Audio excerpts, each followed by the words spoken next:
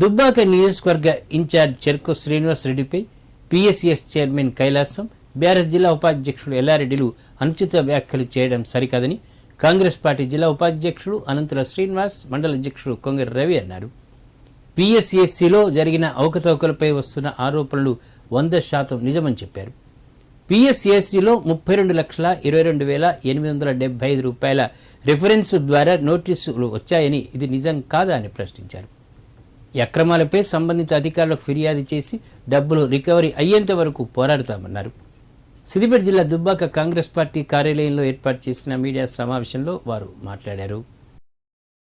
మా దగ్గర పూర్తి ఆధారాలతోని పిఎస్సిఎస్లో ఎన్ని అవకతవకలు జరిగినాయి, 32,27,875 రూపాయలు మీకు 16/2/2023 రోజున మీరు రిఫరెన్స్ ద్వారా మీకు నోటీసులు వచ్చినాయి, నిజమా కాదా?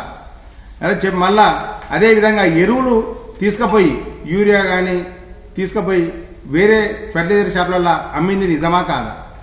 మీరు పెట్రోల్ ద్వారా 48,000 రూపాయలు, ఒకరికి 8,000 రూపాయల లెక్కన మీరు తప్పుడు లెక్కలు చూపెట్టింది నిజమా కాదా?